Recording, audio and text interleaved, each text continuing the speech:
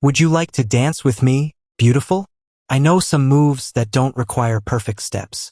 The words hung in the air of Manhattan's most exclusive restaurant like a challenge to everything millionaire Jonathan Sterling thought he knew about his world. His 7-year-old daughter Emma, who struggled with cerebral palsy and hadn't smiled in weeks, suddenly lit up like sunrise as Zara Williams, a young black waitress with gentle eyes and work-worn hands, knelt beside her walker and began moving with a grace that transformed the sterile marble floors of Le Bernardin into something magical. What followed shattered every social convention of the upscale establishment where New York's elite dined in hushed reverence. Zara began dancing. Not the polished performances Jonathan had paid thousands for in private therapy sessions, but something raw and beautiful and perfectly calibrated to meet Emma exactly where she was. Her movements were slow and deliberate, designed not to showcase her own ability but to invite a disabled child into a world where limitations became possibilities, where the metallic scrape of a walker against marble could become percussion in a symphony of acceptance. Emma's face, usually tight with the concentration required for each difficult step, bloomed into pure joy as she began swaying in her walker, following Zara's lead in a dance that had nothing to do with technical perfection and everything to do with the courage to move despite obstacles. The crystal chandelier cast dancing shadows that seemed to celebrate their unlikely partnership, while other diners stopped their conversations to witness something unprecedented. A black service worker and a disabled white child creating beauty in a space that typically valued conformity above all else. Jonathan felt tears he hadn't allowed himself to shed in months burning behind his eyes as he watched his daughter experience something he had spent millions trying to give her. The simple joy of being accepted exactly as she was. In that moment, surrounded by the quiet gasps and uncomfortable shifting of Manhattan's social elite, he realized that everything he thought he knew about worth, dignity, and what it meant to truly see another human being was about to be challenged in ways that would change the trajectory of 3 lives forever. The dance lasted only minutes, but as Zara helped Emma back to her seat with the same gentle reverence she might show a princess, Jonathan Sterling understood that he was witnessing more than an act of kindness. He was seeing the beginning of a reckoning that would force him to confront truths about privilege, prejudice, and the power of human compassion that his wealth and status had allowed him to avoid for 43 years. If you believe in the transformative power of unexpected kindness and the magic that happens when we see beyond surface differences to recognize our shared humanity, take a moment to like this video, share it with someone who needs to witness the beauty of authentic connection, and subscribe to Acts of Depth for more stories that remind us that the most profound changes often begin with the smallest acts of grace. The silence that followed Zara's return to her duties felt heavier than the crystal chandelier hanging above their table. Jonathan Sterling sat frozen, watching his daughter's face glow with a happiness he hadn't seen since before the diagnosis that had turned their world upside down 18 months ago. Emma kept looking toward the kitchen where Zara had disappeared, her small hands still moving in the gentle rhythm the waitress had taught her, as if trying to hold onto the magic of those precious moments. "Daddy, can we ask the dancing lady to come back?" Emma's voice carried the hope that Jonathan had been desperately trying to nurture through countless expensive therapies, exclusive schools, and medical consultations with the world's leading specialists. But here, in the span of 5 minutes, a restaurant worker had accomplished what teams of credentialed professionals couldn't. She had reminded his daughter that joy was still possible. Jonathan's mind raced as he processed what he had witnessed. Zara Williams moved through the restaurant with the efficiency of someone who understood that her livelihood depended on invisible excellence, serving tables full of people who looked through her as if she were part of the furniture. Yet she had seen Emma, truly seen her, in a way that cut through disability, social status, and racial barriers to recognize the beautiful child beneath the medical labels and mobility aids. The other diners had returned to their conversations, but Jonathan caught fragments of whispered commentary that made his stomach churn. Inappropriate behavior from the staff. "This isn't the place for that kind of spectacle. Someone should speak to management." The casual cruelty of their dismissal hit him like a physical blow, forcing him to confront how many times he had been part of similar conversations, how many moments of human connection he had dismissed because they didn't fit his narrow definition of appropriate behavior. When Zara returned to check on their table, Jonathan found himself studying her with new eyes. She couldn't have been more than 25, with the kind of quiet dignity that spoke of someone who had learned early to navigate a world that often refused to acknowledge her worth. Her uniform was impeccable despite the demanding pace of service. Her smile genuine despite the exhaustion he could see in the slight tension around her eyes. "Thank you," Jonathan said, the words feeling inadequate for what she had given his daughter. "What you did for Emma. I've never seen her so happy." Zara's smile deepened, transforming her entire face. "She's a beautiful dancer. Sometimes we just need someone to show us that our way of moving is perfect exactly as it is." The wisdom in her words hit Jonathan with unexpected force, revealing depths that his privileged assumptions had never allowed him to consider.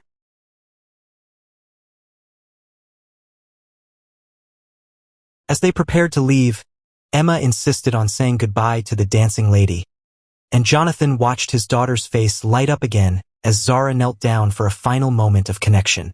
"Keep dancing, beautiful," Zara whispered, and Emma nodded with the solemnity of someone receiving sacred instructions. Walking to their car, Jonathan felt the weight of a revelation settling on his shoulders like an uncomfortable coat.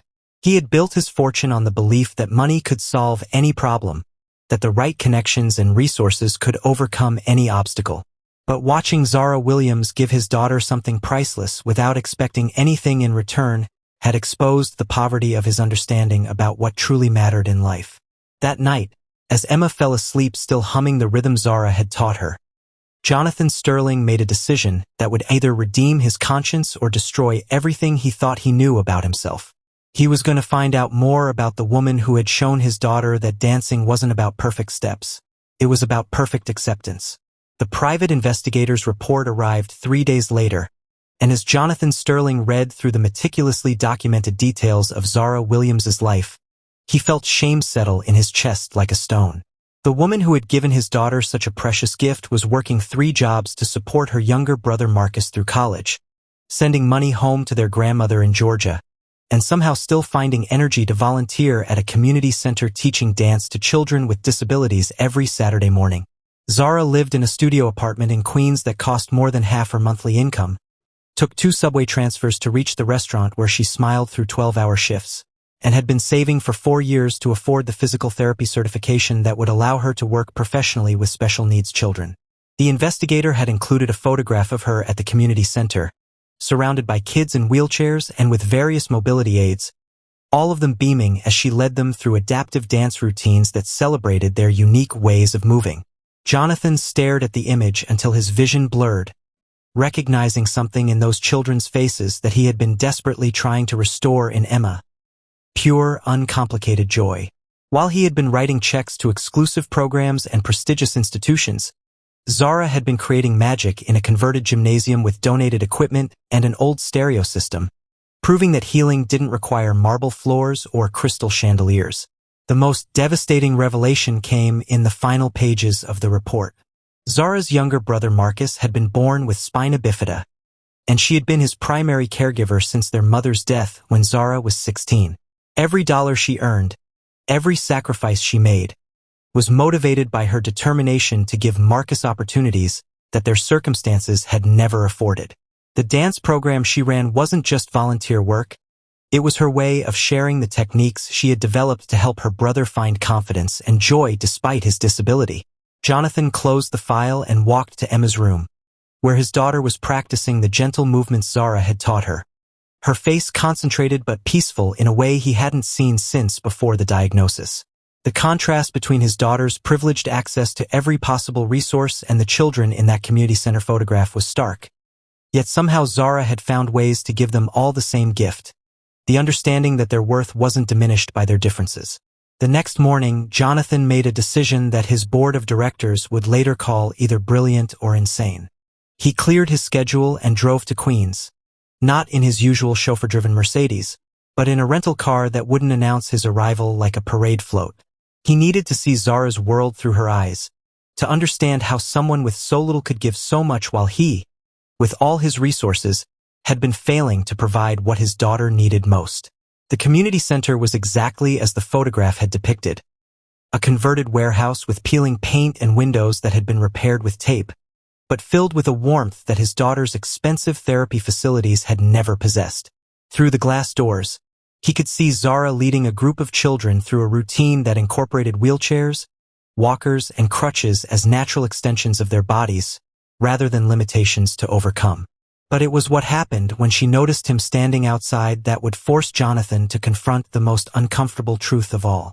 Zara's expression shifted from surprise to something that looked like fear, and he realized with crushing clarity that his presence here, a wealthy white man investigating a black woman's life, could be interpreted as a threat rather than gratitude.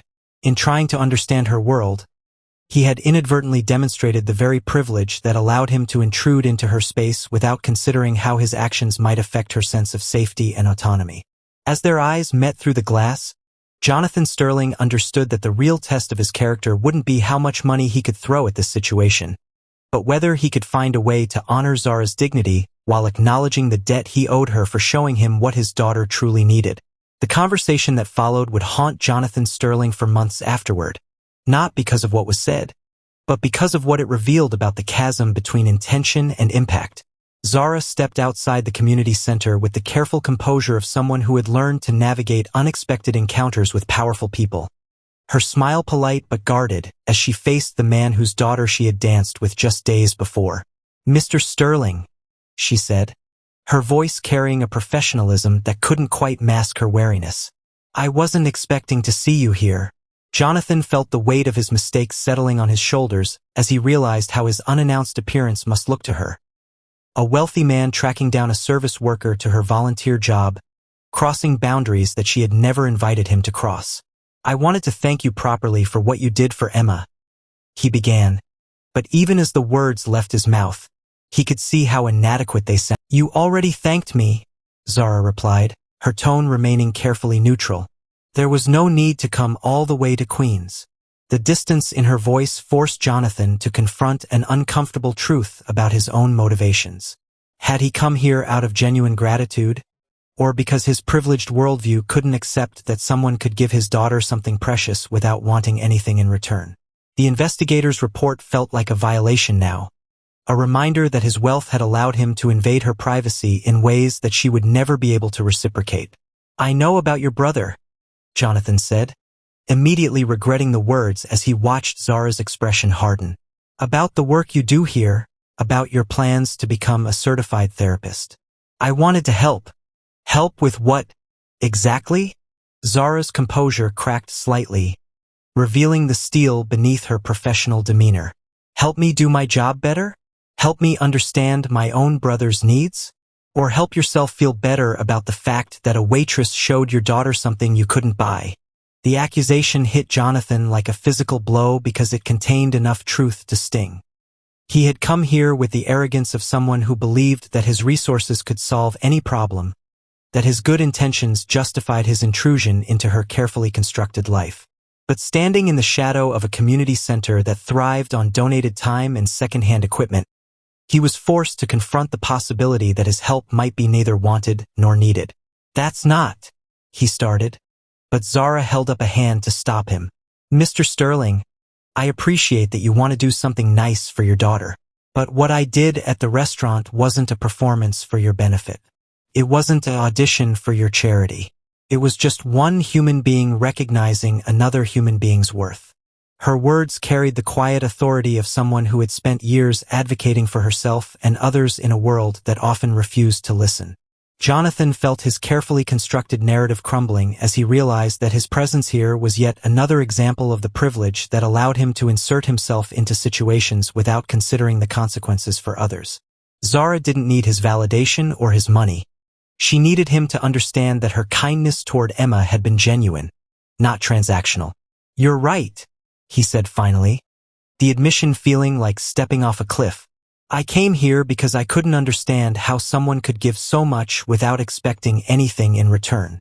In my world, everything has a price. Everything is negotiable. But what you gave Emma, what you give these children, it's not for sale, is it?" For the first time since he'd arrived, Zara's expression softened slightly. "No, Mr. Sterling, it's not for sale. It's just what we do when we see someone who needs to know they're not alone." As Jonathan drove back to Manhattan, the city skyline blurring through tears he hadn't expected to shed. He understood that the real transformation happening here wasn't about his daughter learning to dance. It was about him learning to see beyond the comfortable boundaries of his privilege, to recognize the humanity in people he had spent his entire life overlooking. And that recognition was going to demand changes that would challenge everything he thought he knew about power, responsibility, and what it truly meant to help. 6 months later, the grand opening of the Sterling Foundation's Adaptive Arts Center drew a crowd that would have been unimaginable to Jonathan just a year before. The gleaming facility in downtown Manhattan buzzed with an energy that had nothing to do with the expensive equipment or state-of-the-art accessibility features, and everything to do with the woman standing at the center of it all, leading a group of children through a dance routine that celebrated every unique way their bodies moved through space.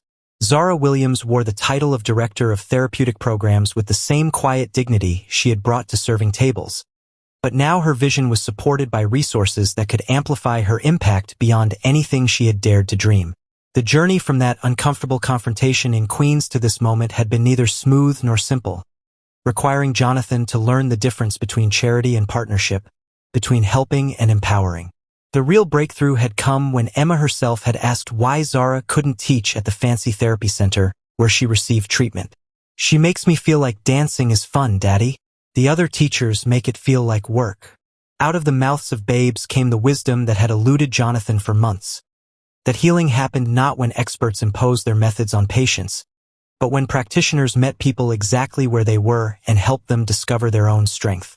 The negotiation that followed had been the most humbling of Jonathan's career. Zara had agreed to partner with the foundation only after establishing conditions that protected her autonomy and ensured that the community center in Queens would continue to receive support. She insisted on hiring her own staff, maintaining her volunteer commitments, and keeping Marcus involved as a peer counselor despite his lack of formal credentials.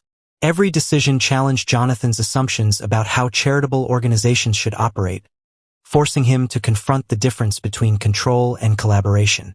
But it was watching Emma work with Marcus that truly opened Jonathan's eyes to what Zara had been trying to teach him all along. The young man navigated his wheelchair with the same grace his sister brought to everything she did, and his ability to connect with children who shared similar challenges came not from textbook knowledge but from lived experience. When Emma struggled with a particularly difficult movement, Marcus would share his own strategies for adapting, creating a peer-to-peer learning environment that no amount of professional training could replicate.